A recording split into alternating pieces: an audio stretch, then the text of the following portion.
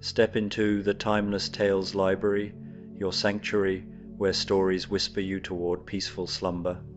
I'm Oliver, and I'll be your companion tonight as we journey through a tale crafted to quiet your thoughts and shepherd you gently into dreams. The Timeless Tales Library exists because of wonderful souls like you. If these stories have brought you solace, please subscribe and help us keep weaving these tranquil narratives together. Before we begin, take a moment to comment below, tell me which corner of the world you're listening from tonight, and share where you'd love a story to carry you. Perhaps the cherry blossoms of Kyoto, the northern lights dancing over Iceland, a cozy cabin in the Swiss Alps, or floating along the canals of Amsterdam. Your wandering thoughts help illuminate the path for future tales in our cherished library. This story is about a stormy evening in Barcelona, where grown-up versions of beloved literary characters gather at a mysterious hotel seeking shelter from the rain. As thunder rolls over the city and candlelight flickers in the cozy lobby, these wanderers discover something precious has vanished from the hotel itself. And together, through gentle conversation and warm companionship, they must uncover what was lost and restore the hotel's heart. Now, close your eyes, exhale slowly, and let the day's tensions dissolve like mist in the morning sunday. Picture each worry as a leaf falling gently from a tree, carried away by a soft breeze. Tonight, you're not in your room, you're in the starlit grove, a tranquil section of the Timeless Tales Library, where the air hums with quiet magic. This secluded grove within the library is a sanctuary of endless paths, each winding trail leading to a new moment of peace, a hidden truth, or a spark of joy waiting to be discovered. Tonight's story is your walk through this enchanted grove. As we take our first step, let your body melt into the warm embrace of your bed. Your mattress is a mossy knoll beneath a canopy of twinkling stars, cradling you in comfort. Soften your shoulders, unclench your hands, and let your breath flow like a gentle stream. Feel the earth beneath you, steady and kind, holding you in its quiet strength. Let's begin our journey. The Rainy Day Barcelona Hotel. The Mystery of the Missing Melody, a bedtime story for adults. The rain begins softly in Barcelona, as it always does on evenings like this, a whisper first, then a gentle drumming, then, finally, a symphony of water against old terracotta tiles and cobblestones, worn smooth by centuries of footsteps. You find yourself walking along a narrow street in the Gothic quarter, your coat collar turned up against the autumn chill, watching the lamplight shimmer in growing puddles. You've been traveling for so long now, haven't you? From city to city, experience to experience, collecting moments like others collect postcards. But tonight, with the rain intensifying and the wind beginning to speak in hushed tones around corners, you feel the pull of something you haven't felt in ages, the desire to simply stop, to rest, to be warm and still, and that's when you see it, the Rainy Day Barcelona Hotel. It shouldn't be there, tucked between a bookshop and a small gallery, both closed for the evening. You've walked this street before, you're certain of it, but the hotel seems to have always been there, waiting. Its facade is the color of honey, with wrought iron balconies painted a deep forest green. Warm light spills from tall windows, and through the glass you can see the gentle glow of what must be a fireplace, the flames dancing their eternal, hypnotic dance. Above the door, a wooden sign swings gently in the wind, El Hotel del Dia Lluvioso, the Rainy Day Hotel. How perfect, you think, as the rain begins to fall harder. You push open the heavy wooden door, and immediately the sound of the storm softens, as though the hotel itself is wrapping you in an embrace. The warmth touches your face first, not overwhelming, but welcoming, like stepping into a memory of safety. The lobby is small but perfectly formed, with terracotta tile floors partially covered by deep red and gold carpets that look like they've absorbed 100 years of footsteps without wearing thin. To your left, a fireplace made of rough-hewn stone takes up most of the wall, and yes, there are the flames you saw from outside, crackling contentedly around logs that smell of pine and something sweeter, perhaps applewood. The mantel holds an assortment of objects: a brass compass, a small ship in a bottle, a music box that isn't playing, several candles in holders of varying heights, and a leather-bound journal with a ribbon bookmark. The walls are painted a soft cream color, but you can barely see them for the tapestries, paintings, and shelves crowded with books and curiosities. There are landscapes of places you half recognize, forests that might be enchanted, seas that look both inviting and mysterious, yellow brick roads leading to distant emerald cities, but all rendered in soft, dreamlike strokes that make you wonder if you're really seeing them clearly, or if they're already becoming part of your drowsy imagination. To your right, the hotel's small reception desk is made of dark wood, polished to a soft gleam. Behind it, cubbyholes hold old-fashioned keys with heavy brass tags, and a large ledger lies open, though you cannot read the names inscribed there from where you stand. A bell sits on the desk, but you don't need to ring it. "Welcome," says a voice, warm and knowing.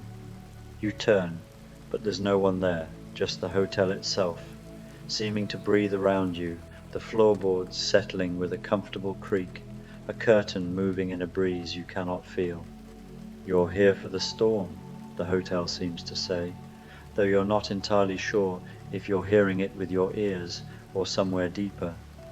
You're here to rest. Take any room you like, but perhaps stay a while in the common room first. You might enjoy the company. Through an archway beyond the fireplace, you can see another room, the common room, clearly with deep armchairs and small tables, more bookshelves, and windows that look out onto a small courtyard garden where the rain is creating a gentle percussion on broad leaves and stone fountains. You remove your coat, hanging it on a brass hook near the door where it will dry, and move toward the fire first, extending your hands to warm them. The heat seeps into your fingers, your wrists, traveling up your arms until your whole body begins to remember what it feels like to be truly warm. That's when the door opens again. A woman enters, shaking rain from her dark hair, laughing a little at the storm. She's perhaps 30 now, with the kind of practical beauty that comes from having seen wonders and survived them. She wears a simple dress the color of Kansas wheat fields and sturdy boots that have walked many roads. Around her neck, on a thin silver chain, hangs a small charm, perhaps a tiny pair of ruby slippers, though they gleam more like garnets in the firelight. "Oh," she says, seeing you by the fire. "Hello, isn't this weather something?" Her accent is American, from somewhere in the middle of the country, and her smile is genuine and warm. "I'm Dorothy Gale. I was just out walking. I do love Barcelona, even in the rain when I remembered this place." She looks around the lobby with obvious affection. The hotel always knows when to appear, doesn't it? You introduce yourself, and Dorothy joins you by the fire, sighing with contentment as the warmth reaches her too. "I haven't been here in months," she says, almost to herself. "I've been in Kansas, actually, back home. It's good to be there. Aunt Em and Uncle Henry aren't getting any younger, and the farm needs tending, but sometimes," she trails off, looking into the flames, "sometimes you need somewhere that understands the part of you that's traveled, you know, the part that's seen emerald cities and talked to lions with doubts and scarecrows with wisdom." You nod. You do know. The hotel understands, Dorothy says simply. It always has. Before you can respond, the door opens again, bringing with it a gust of wind and rain and another traveller. This one is younger than Dorothy, perhaps in her mid-20s, with long blonde hair that's plastered to her head from the rain. She's laughing as she enters, delighted rather than dismayed by her soaked state. Her dress is an interesting affair, clearly expensive, but assembled with a kind of whimsical disregard for fashion rules. A blue bodice over a white blouse, a skirt that might be from one era mixed with boots from another. "Oh my goodness," she says in an English accent as crisp as autumn apples. "The rain here is much more sensible than the rain in Wonderland. It actually falls down instead of sideways or in spirals." She spots you and Dorothy, and her face lights up. "Oh, lovely people, real people, who are the right size and everything. I'm Alice Liddell, though everyone just calls me Alice." Dorothy smiles and introduces herself. "Then you do the same." "The Rainy Day Hotel," Alice says, reading the name backwards in the mirror beside the coat hooks, because of course she would. "I've been here before, I think. Or perhaps I've been somewhere that became here. Things do have a way of shifting when you're not paying attention." She hangs her wet things beside yours and Dorothy's. "I was at a cafe down the street. They have the most wonderful hot chocolate, thick as silk, but then the rain started, and I thought about somewhere warm and curious, and my feet brought me here." "The hotel has a way of calling us," Dorothy agrees. Alice nods, then gasps softly, noticing something. "Oh, the music box on the mantel, it's not playing." You all turn to look at it. It's beautiful, made of rosewood with silver inlay depicting a scene of dancers in a ballroom. "It always plays," Alice says, moving closer. "At least, it did last time I was here. It played the most beautiful melody, made you feel sleepy and safe at the same time, like being rocked in a boat on gentle water." Dorothy stands too, examining the music box with a small frown. "She's right, I remember it too. It played automatically, you didn't have to wind it. The hotel song, we called it." You approach the mantel as well, and as you do, you feel it a subtle absence in the room, like a missing heartbeat. The hotel feels slightly different than it did when you entered. Not unwelcoming, but worried, perhaps? Incomplete? "Something's wrong," you say quietly, and though it should sound dramatic, it doesn't. It sounds gentle and true. "A mystery," Alice says with satisfaction, because of course she would enjoy a mystery. How perfectly interesting. The door opens once more, and this time the newcomer brings with her the scent of salt air and distant shores. She's tall and moves with an unusual grace, as though she's still learning to fully trust the ground beneath her feet. Her dress is the green-blue of deep ocean water, and her long auburn hair falls in waves down her back. Around her throat is a necklace of pearls and small shells. "I hope I'm not intruding," she says in a voice that has a slight accent, Scandinavian perhaps. "The storm over the Mediterranean was so beautiful from the harbour, and I walked and walked until I found myself here." She smiles, and there's something both joyful and melancholy in it. "I'm Marina. I've been Marina for years now, though I was once called something else, in another language, in another form." Dorothy, with her characteristic kindness, immediately makes Marina feel welcome, and introductions are made all around. Marina explains, as she warms herself by the fire, that she lives in Barcelona now, has for several years, working at the Maritime Museum and living in a small apartment overlooking the sea. "I found my voice, you see," she says softly, accepting a blanket that Alice fetches from one of the chairs in the common room. "Not my literal voice, I always had that, after everything, but my true voice. The one that can speak about the depths and the surface both, about transformation and choice." She pauses. But even with all that, sometimes on stormy nights, I need the comfort of somewhere like this. Somewhere that knows about magic and change and finding your way home, even if home isn't where you started. We were just discovering a mystery, Alice tells her, gesturing to the music box. It's supposed to play, but it's silent. Marina moves to examine it, her fingers hovering over it without quite touching. Oh, she breathes. Oh, I see. Or rather, I hear what isn't there. The melody is missing. Can a melody go missing? Dorothy asks, but she doesn't sound skeptical, just curious. In a place like this? Marina says. Absolutely. You all stand there for a moment, considering this, when the door opens yet again. This time, it's a young man, perhaps 25, with sun-weathered skin and the kind of lean build that comes from years of active life. He has dark hair and sharp, intelligent eyes that take in the room, and all of you in one quick glance, the glance of someone trained to assess situations quickly. He carries a worn leather bag over one shoulder. Beg pardon, he says, in an English accent, touched with Bristol. Is this the Rainy Day Hotel?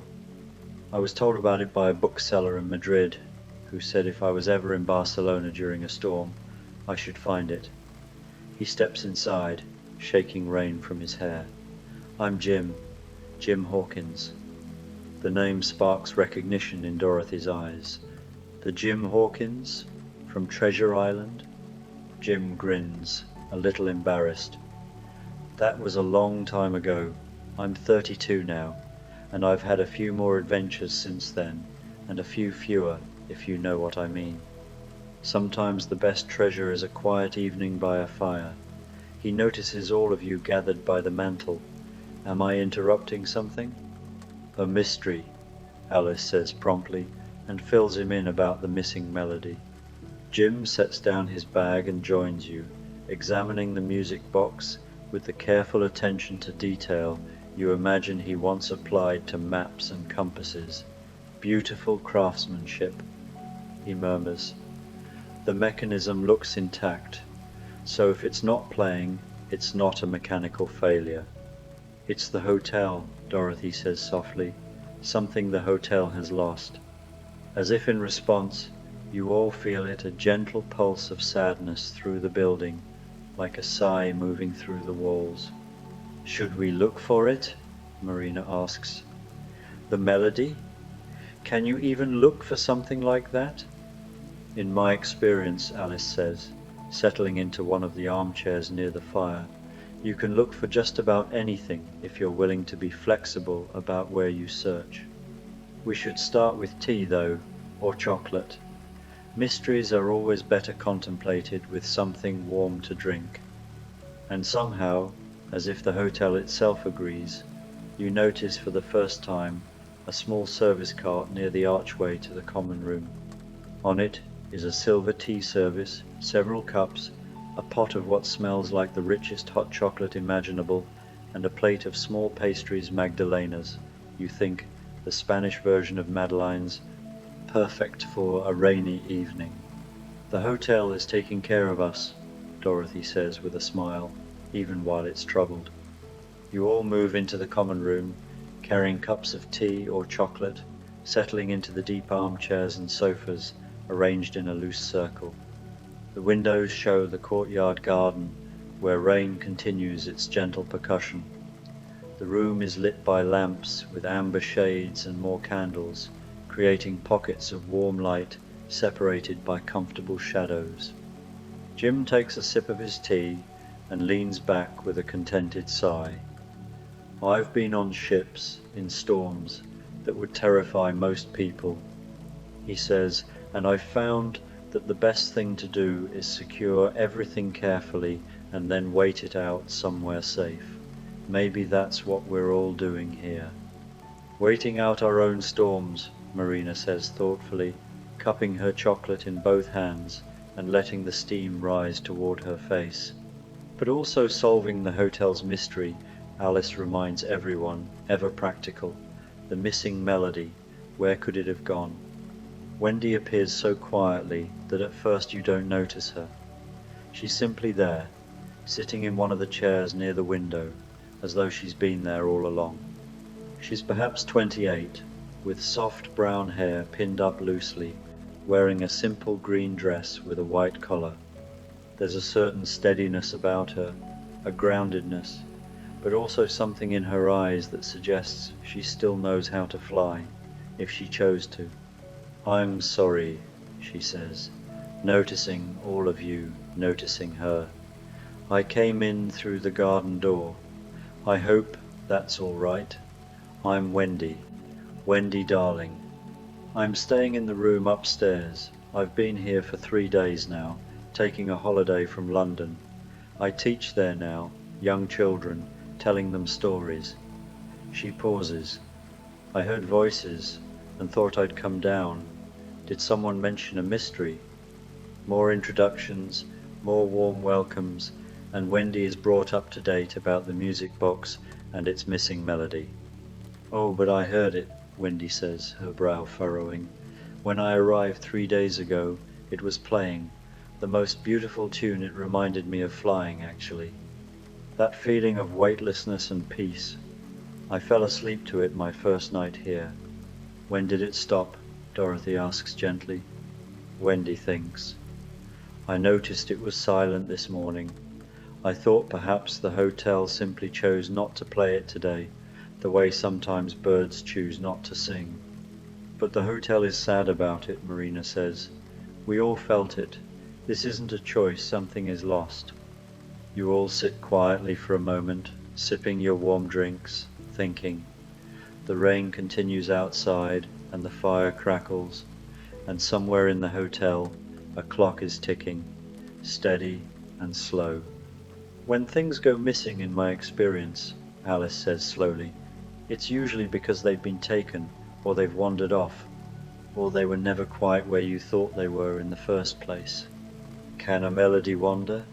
Jim asks, not mockingly, but genuinely curious. "Why not?" Alice responds. "I've seen stranger things wander, tea parties for instance, and time itself on occasion." Dorothy sets down her teacup and looks around at all of you, this strange collection of travellers, each carrying your own stories, all gathered here by chance or fate or the hotel's gentle summons. "Maybe we should explore," she suggests, not frantically, but gently, the way you'd search for something precious that you know is close by, but hiding. "We could each take a part of the hotel and just pay attention, see what we notice." "Like a treasure hunt," Jim says with a slight smile, but quieter. "Exactly," Dorothy agrees. Marina stands, moving to the window to watch the rain. "I'll search the courtyard garden if that's all right. I've always been good at finding things in water and growing things." "I'll take the library," Alice says, "because of course there's a library somewhere in this hotel. If a melody has become words or stories, that's where it would hide." "I'll check the upper floors," Wendy offers. "I know them a bit already, and perhaps from higher up we can hear or see something we're missing." Jim nods. "I'll examine the hotel's entrance and the lower rooms. Maybe there's a clue in how the melody disappeared. A door left open, something brought in or taken out." "I'll stay near the fireplace," Dorothy says. "Sometimes the heart of a place is the hearth, and I'll keep watch there in case the melody returns on its own." Everyone looks at you, and you realize they're waiting to see what you'll choose. You'll search the common room more carefully, you decide, and perhaps speak with the hotel itself. If this place has a consciousness, a heart, perhaps it can guide you toward what's lost. And so, without hurry, the search begins. Marina slips outside into the courtyard, where the rain has softened to a gentle mist. Through the window, you can see her moving among the potted ferns and the small fountain, her fingers trailing over wet leaves, her head tilted as if listening to something beyond normal hearing. Alice disappears through a doorway you hadn't noticed before, presumably toward the library, humming softly to herself a tune that isn't quite the missing melody, but might be related to it, the way cousins are related. Wendy climbs the stairs with quiet footsteps, each step measured and thoughtful. Jim begins examining the lobby, the reception desk, the various objects on shelves and tables, his movements economical and purposeful. Dorothy settles into the chair closest to the fireplace, her eyes half closed, simply being present with the flames and the warmth. And you remain in the common room, letting your eyes unfocus slightly, trying to sense the hotel's presence. "Hello," you say softly, feeling only slightly foolish. "We want to help. Can you show us where to look?" The hotel doesn't answer in words, but you feel a gentle pull, a subtle warmth, drawing your attention to a bookshelf in the corner. You walk over slowly, scanning the spines. Most are in Spanish, some in English, a few in languages you don't recognize. Travel journals, poetry, philosophy, fairy tales in their original darker forms. And there, tucked between a volume of Catalan poetry and a small book about the architecture of Gaudí, is a slim journal bound in soft leather, the color of twilight. You pull it out carefully. The cover is blank, but when you open it, you find pages filled with musical notation, not printed, but handwritten in ink that has faded to a warm sepia. Songs, melodies, fragments of tunes from different eras and places, and on one page, a melody that makes your breath catch. Even just looking at the notes on the page, you can almost hear it, that feeling of safety and sleep, of being rocked gently, of coming home. But something is wrong. Part of the melody has been crossed out, the notes rendered illegible by thick lines of ink. Not angrily, the crossing out is gentle, almost sorrowful, but definitely intentional. You're about to call out to the others when you notice something else. Tucked between the pages is a small photograph, old and slightly faded. It shows the hotel, the rainy day Barcelona hotel, but the photograph is dated on the back, 1953. And in front of the hotel, standing together, are two people, a man and a woman, young, smiling, clearly in love. "You found something," Dorothy says quietly, and you turn to see she's left her post by the fire to join you. You show her the journal, the crossed-out melody, the photograph. Dorothy studies them both carefully. "The hotel's song," she murmurs, "and the hotel's memory?" One by one the others return, drawn by the quiet conversation. Marina comes in from the garden, her dress damp but her eyes bright.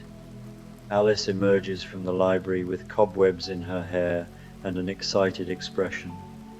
Wendy descends the stairs carrying a small box she found in one of the upper rooms. Jim finishes his examination of the lobby and joins you all. "What did you find?" Wendy asks, seeing the journal in your hands. You show them all the crossed-out melody, the photograph from 1953. "I found something too," Wendy says, opening her small box. Inside is a collection of letters, tied with a faded ribbon. The topmost envelope is addressed to the Rainy Day Barcelona Hotel, and the return address is simply CM London. Alice picks up the thread immediately. Letters to the hotel itself. How wonderfully curious. Jim carefully unties the ribbon and opens the first letter. It's dated 1954, 1 year after the photograph. The handwriting is elegant but hurried. "My dearest hotel, I know this is foolish, writing to a building, but you were witness to the happiest days of my life, and I must tell someone. Antonio is gone. The doctors say his heart simply gave out, that these things happen. But I know that he left part of his heart with you, with your walls and your fireplace and your music box that played our song. I cannot bear to hear that melody now. I've asked my sister to cross it out in the book, to silence it. Perhaps someday I can listen again, but not now, not yet. Forgive me, Carmen." There's a silence in the room, soft and sad. "The hotel didn't lose its melody," Marina says gently. "It was taken away, out of love and grief." Dorothy touches the photograph softly. "This Antonio and Carmen, they must have stayed here, maybe on their honeymoon, or perhaps they met here. And when Antonio died," Wendy continues, her voice full of compassion, "Carmen couldn't bear to hear the song that reminded her of him, so she had it crossed out." "But that was 70 years ago," Alice says practically. "Surely by now." "The hotel remembered," you say, understanding suddenly. "It's held that silence for 70 years out of respect for Carmen's grief. But now it wants its song back," Jim finishes. "Because grief, even respected, shouldn't last forever. The hotel wants to sing again." You all look at each other in the warm lamplight of the common room, and without needing to discuss it, you know what must be done. Dorothy carefully smooths out the page with the crossed-out melody, trying to see the notes beneath the ink. Marina moves to the piano you've just noticed in the corner. Of course there's a piano. The hotel has exactly what it needs, and begins to experiment with notes, trying to recreate the melody from the fragments visible on the page. Alice studies the photograph as if the visual might somehow contain an echo of the audio. Wendy reads through the rest of the letters. There are 7 in total, spanning from 1954 to 1960, each one a little lighter than the last. Carmen's grief slowly transforming into gentler memory. Jim examines the music box itself, finding the tiny cylinder inside that would produce the melody if it were activated. And you close your eyes and try to remember the feeling you had when you first saw the hotel, that pull of coming home, that sense of safety and warmth. You try to translate that feeling into sound. "I think," Marina says softly from the piano, "it starts like this." She plays 3 notes, ascending, gentle as rain beginning. And then, Alice adds, somehow knowing, it falls back down, but not quite to where it started. She hums it. Dorothy picks up the melody, her clear voice adding words that aren't in any language but are somehow understood. "Rest now, rest now. You are home, you are safe, you are known." Wendy joins in, harmonizing, and Jim begins to tap a rhythm on the arm of his chair, not intrusive, but steady, like a heartbeat or waves on a shore. You add your voice to theirs, and Marina's piano swells beneath all of you, and the melody, the hotel's melody, Antonio and Carmen's melody, the melody of every traveler who ever sought shelter from the storm, begins to fill the room. It's not perfect. Some notes are uncertain, some phrases repeat as you try to get them right. But it doesn't matter, because perfection isn't what the hotel needs. The hotel needs its song remembered, its grief honored but released, its capacity for joy restored. As you all sing and play together, the hotel begins to change around you. The lamplight seems to warm, the fire burns a little brighter, and somewhere from the music box, yes, but also from the walls themselves, from the very air, the melody begins to play on its own, your voices and the hotel's voice joining together in perfect, peaceful harmony. The music box on the mantel begins to turn, its tiny dancers spinning again after 7 decades of stillness. And you feel it, all of you do, the hotel's gratitude, its joy, its deep and abiding peace restored. When the melody finally fades, you're all quiet for a long moment, listening to the rain, the fire, the settling of old wood and satisfied stone. "We should put the letters somewhere safe," Wendy says eventually, "somewhere the hotel can keep them." And the journal, Dorothy adds, returned to its shelf, but the melody unmarred, visible again. These things are done gently, ceremonially, each object returned with care and respect. Then, without needing to plan it, you all gather once more around the fireplace, fresh cups of chocolate or tea in hand, the plate of Magdalenas passed around. The pastries are perfect, slightly sweet, light as air, tasting of lemon and comfort. "Do you think Carmen ever came back?" Alice asks quietly. "To the hotel?" "I hope so," Marina says. "I hope she eventually found her way back to the good memories, not just the sad ones. She would have heard the melody again," Jim says, "if she did, would have known the hotel had forgiven her silence." "There was nothing to forgive," Dorothy says firmly. "Grief is grief. It takes the time it takes. The hotel understood that. It waited." You lean back in your chair, feeling the warmth of the fire, the softness of the cushions, the peaceful tiredness that comes after solving a mystery born of love rather than malice. Around you, your companions are settling too. Alice curling up like a cat in her chair, Marina's eyes half closed as she listens to the rain, Wendy gazing into the fire with a small smile, Jim and Dorothy talking quietly about their respective homes and the journeys that led them here. The hotel's melody plays softly now, ambient and gentle, like a lullaby woven into the building itself. You can feel it in the walls, in the floor beneath your feet, in the warm air that circulates through the rooms. The hotel is singing again, and it is content. "I think I'll stay the night," Alice announces drowsily. "The hotel clearly has room." "I'm already staying," Wendy reminds her with a soft laugh. "I think we all are," Dorothy says, and no one disagrees. Because the storm is still falling gently outside, and the night is deep and dark, and there is nowhere any of you need to be except right here, in this warm common room, in this hotel that remembers love and grief and joy, in this moment that tastes of chocolate and rain and melody restored. One by one, you all begin to drift towards sleep, not leaving the common room just yet, but letting your eyes close, letting the warmth and the music and the companionship lull you into that peaceful space between waking and dreaming. Jim is the first to actually sleep, his breathing deepening, his head tipped back against his chair. Then Marina, who curls up on the sofa with the blanket Alice brought earlier, her expression peaceful as a calm sea.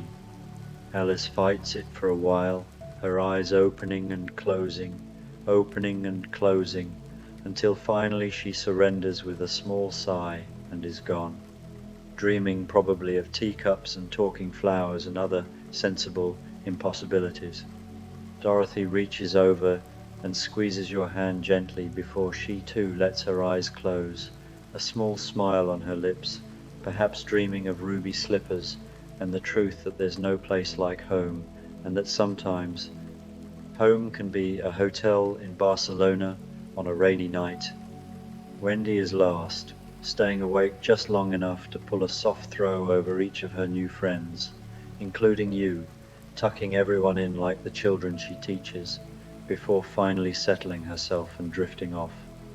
And you let yourself sink deeper into the chair, into the warmth, into the sound of breathing and rain and the hotel's gentle melody.